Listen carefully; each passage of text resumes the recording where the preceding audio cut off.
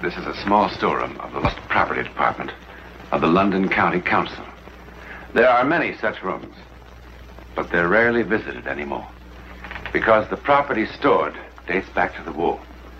Property found on the streets or in the bombed-out buildings, all waiting for claimants who never appear. Like this cheap copy of Venus de Milo, meant to stand in some garden. The ages have claimed her arms. The war claimed her head. Like on what mantelpiece do you suppose this old clock was standing when the bomb hit? Calmly ticking. Time stopped for it at 7:36 a.m. or p.m. What difference does it make? Baby strollers, cartons full of things, all tagged with the place and date of their destruction. The East End Arena, September 17th, 1944. Everything in this room could tell 100 stories. But this boxing glove was involved in a most unusual occurrence. When, on September 17th, 1944, that dark and heavy curtain to the world beyond our five senses, the psychic world, was lifted for a moment.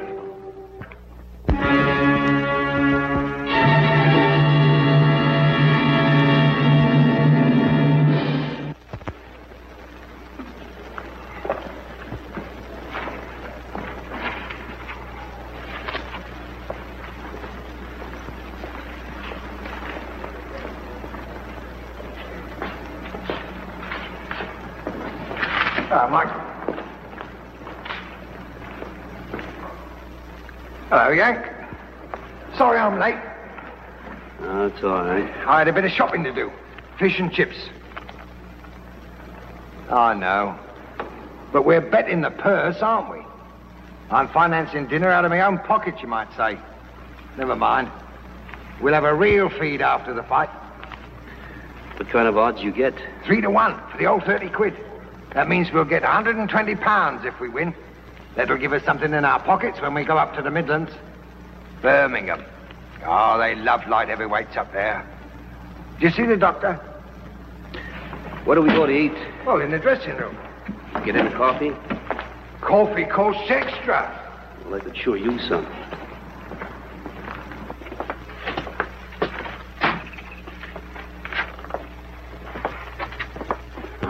This is sure crummy.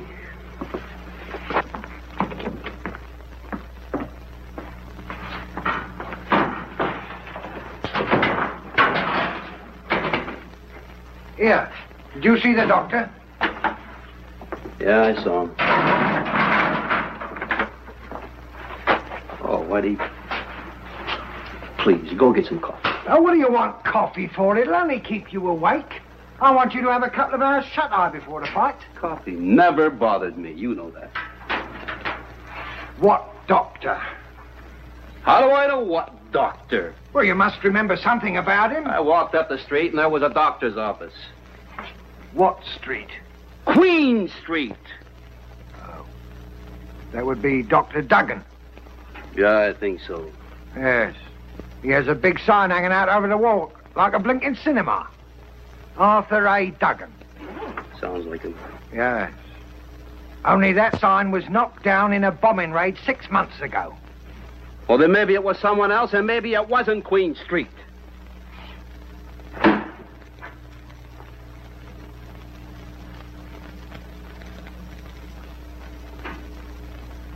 All right, Whitey. I lied to you. I didn't see any doctor. You know, I'm getting too old to fight. It's the only trade I know.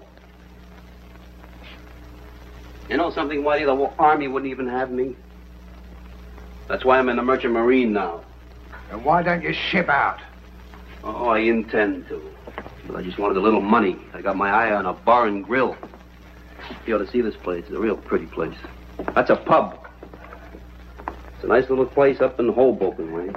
Yank, don't you realize you're risking your life? That it's my life, isn't it? What am I supposed to do? Sit out in front of some Fight Club with my cap on my knees saying, please help the poor? Well, I don't like it. Whitey, you don't have to like it.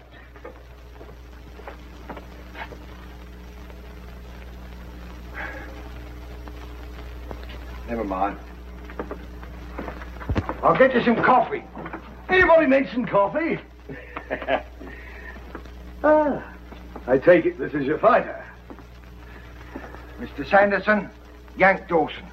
He manages the other fella. How are you, Dawson? Sound in wind and limb, I hope? Right. Well, I hope so. I really hope so. This my boy's a bit of a savage, I'm afraid. Not much skill, but when he hits somebody, bang, bang. That's all she said, as you Americans would say. Here, drink up. My tiger's late. I'll get some fresh for him when he comes in. Right, Mr. Sanderson, thank you. No, Yank. You do remind me of somebody. I was in the States for a bit before the war. Saw a man fight there. You're very like him. Denver it was. Did you ever fight there? 150 million Americans. Stands to reason 2 of them can look alike. No, couldn't be the same chap. It's the man in Denver had a terrible accident not long afterwards. And they won't let him fight. Broke his head right open, I heard. Right there. Must have been someone else you saw in Denver, because I never fought in Denver. You're a fool to be fighting, you know. It's a nasty scar. You're quite sure you're all right? Why don't you mind your own business? Of course he's all right. Well, I hope so. I really hope so. Why don't you get out of here? All right, you times go and find my tiger. We don't worry about accidents here, do we, Whitey? Not with old Paddy Terhune about. Who's Paddy Terhune? Oh, he's dead. In a manner of speaking. But you didn't tell him about Paddy? I was sure you had. Oh, inhospitable. Very inhospitable. Oh, come off it now. What do you mean, come off it? Here's a Yank ready to fight at the old East End Arena, and nobody tells him about Paddy. And Paddy's such a friendly ghost, too. Mr. Sanderson, I don't want to be rude, but I do want my Yank to have a couple of hours' sleep. So if you don't No, mind... all right, if you don't want to tell him.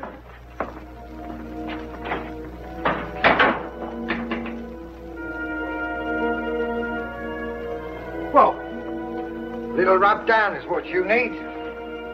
Help you to get some sleep. Tiger. Alfie Jones. Tiger, mind you, he's very clever with his hands, though. You want to remember that. That's why I told you to crowd him. Understand? Keep crowding him all the time. What was all that about a ghost, Winnie? Oh, you don't want to pay no mind to Sanderson and that stupid story. It's just childish superstition. Well, tell me anyhow. Look, you're going to fight tonight. I'm not going to fill your head now with a lot of silly twaddle. Oh, I've had so much bad luck in the last few years. I guess I'm just getting jumpy, Winnie. I'm sorry I acted like a kid. That's all right, boy. I don't know why I made such a fuss about it myself. Like Sanderson says, Paddy Terhune's a friendly sort of ghost anyway. He was Empire middleweight champion when he was only 18 years old. Back in 1905, that was. So when he fought Brian Cleary in 1931, he must have been 44. That's getting on a bit for a boxer, you know. And he wasn't Empire champ no more. He had a gold watch, a few good memories, and a blood clot, what nobody knew about. He fought Brian Cleary right here in the East End Arena. Brian liked the old boy. Wanted to make it quick like, you know. So he knocked him out in the second round. That was an act of mercy, Brian thought. Only that blood clot of Paddy's got dislodged. He died before they could get him into the dressing room. Well, that upset Brian a bit. Of course, he soon got over it, you know. I mean, he knew it wasn't his fault. Only 4 years later, Brian went crackers. Just before a fight one night, he suddenly started raving and swearing something awful. He said he'd seen Paddy Tyrone. Seen him, mind you, with Paddy dead 4 years already. Brian says that Paddy just stared at him and shook his head slowly from side to side, like he was trying to tell him something. And Brian says, well, what could he be telling me except, don't you fight tonight, my boy, or you'll wind up like me. Well, he fought anyway. And he was winning too, hands down. Until Frankie Shane, fighting him back as best he could, suddenly caught him with a lucky right. Oh, what a whopper. Caught him high on the forehead and pitches Brian towards the ropes and through the ropes. And he smashes his skull on the ring post. Well, now, you know as well as I do, that could never happen again in a million years. But blimey, you should have seen the newspapers. Ghost of East End Arena, they said. Paddy Tyrone back from the dead, and all that sort of tripe. See Paddy and die, they said. And there's talk of even some others, but I don't believe it. I don't believe any of it. Coincidence, that's all it is. Pure coincidence. Yeah. Coincidence.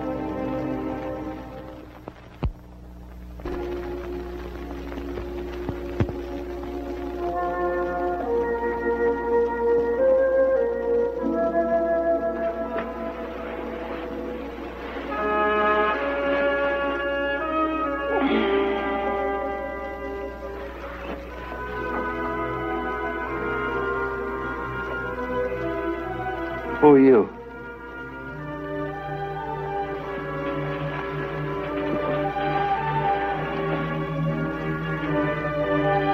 What do you want?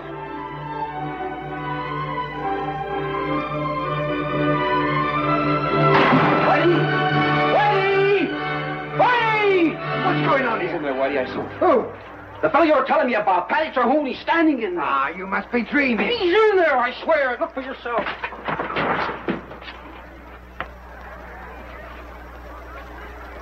In where, did you say? Believe me, Whitey. He was standing right here, and I wasn't dreaming. You weren't dreaming, Yank. What kind of a ghost takes his leave by the window? I'll tell you what kind. Come on, I'll show you your ghost.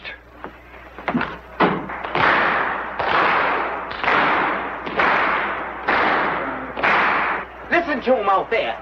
You're going to ruin me. Well, don't look at me. He's the one what's ruining you. Him and his psychological warfare.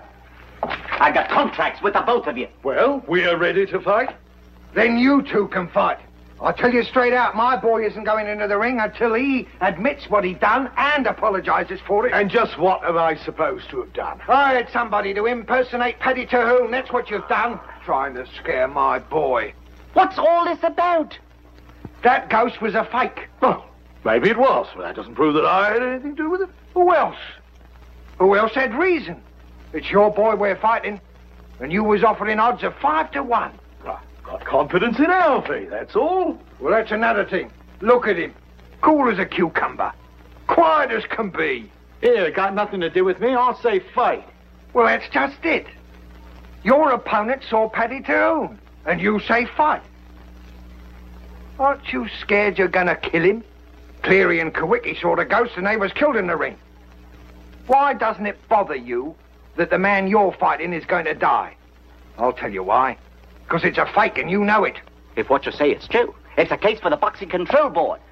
Unsportsmanlike conduct by a manager. You insisted that my boy heard about Paddy Tyrone, and you knew he was going to take a few hours' sleep. That gave you plenty of time. How long did it take to sew Paddy's name onto that sweater? Now, look here, Whitey. And who did you hire to do Paddy Tyrone? Which one of your flunkies was it? Willie Davis? He's about the right age and size. Who's Willie Davis? Oh, some used-up old fighter who'll do anything for a few quid that he can take across the road to the Red Lion and turn into whiskey. And we don't have to ask his permission to go over there and ask Willie to talk, and he'll talk, in the interest of justice and better boxing and a few more drinks. Come on. No, wait. All right. I did it. There you are, you see? Willie played the ghost. It was my idea. Well, I know I shouldn't have done it, but Willie looks almost exactly like Paddy, and with a little makeup. Well, I just couldn't resist it. There's nothing criminal in it, mind you. It was a psychological warfare, just like we do on the Germans, that's all. Only that happens to be war, where all is fair, so they say. But this is boxing. All right. Which is supposed to be a sport. Now, maybe it wasn't sporting. Maybe. All right, then it wasn't sporting. You've never done anything that you're sorry for? Well, if I did, I said I was sorry. Oh, I'm sorry. Sorry, Yank. If everybody's quite satisfied, let's have a fight. Oh.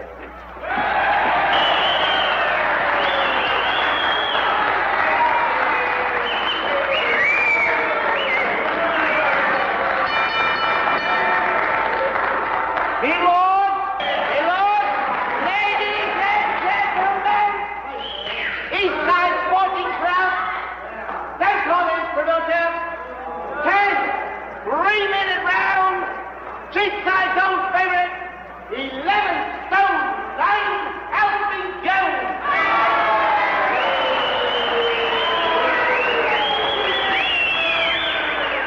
His worthy opponent, U.S. Merchant Seaman, 11 stone 6, Yank Dawson.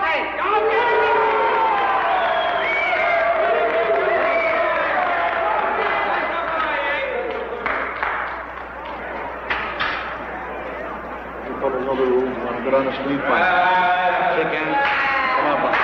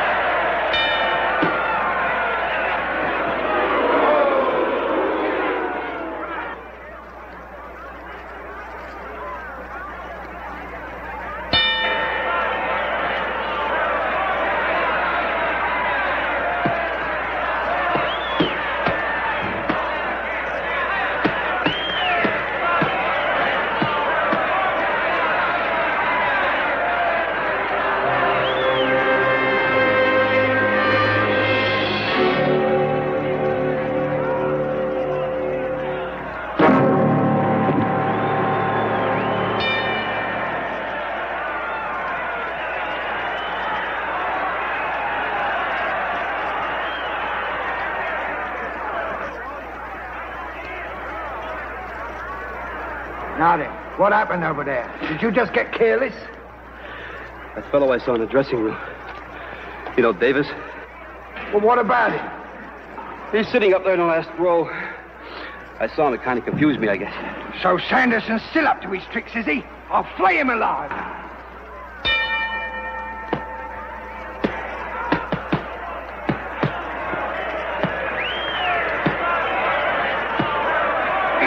What kind of scum are you? Oh, what's the matter? That's what's the matter. Look up there. What's all this about? Blighter, he's gone and done it again. He's got his phony ghost up there, as big as life, and it's scaring my boy. I want him out of there. Well, I don't see him. Oh, yeah, he's there, all right. You bet your life he is, right up there in the back row. That's what I didn't tell him to. He must have bought a ticket. There's no crime in that. I've had enough of this. Well, I want him out of there. Go on, finish him. Finish yourself. Protect yourself, Yank.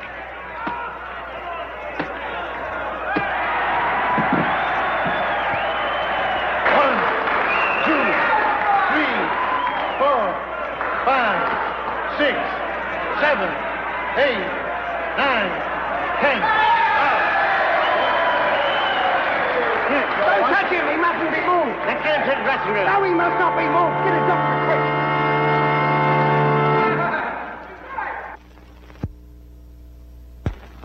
quick. Easy, Yank.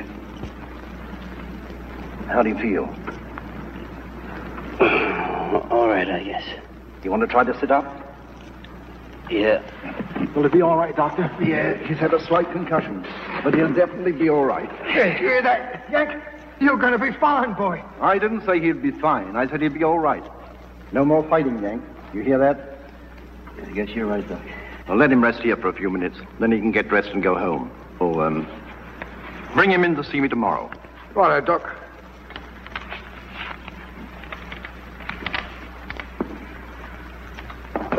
Look here, White, here. I'm sorry about all this. So you should be. Lot of nonsense.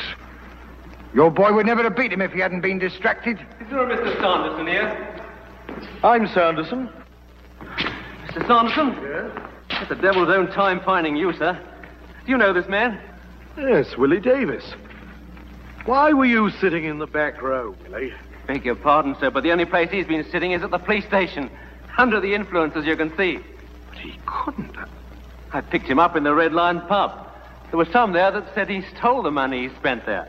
But Willie said that you'd vouch for him, that you gave him the money. So that's true. How long has but he been in custody? Oh, for the last hour, I'd say. That's impossible. Why, we saw him sitting here in this very arena, wearing that foolish sweater not 10 minutes ago. Couldn't have been him, sir. 10 minutes ago, he was still unconscious. Come on, Willie. But I saw him, too, between rounds. I thought Mr. Sanderson was still using psychological warfare. Well, it couldn't have been Willie. Then it was Paddy Terhune himself. I saw Paddy. I'm going to die. Oh, shut up. Must be some explanation. I saw him twice. We all saw him. Not me, remember? I didn't see him. The rest of us aren't all going to die. Oh, don't be ridiculous.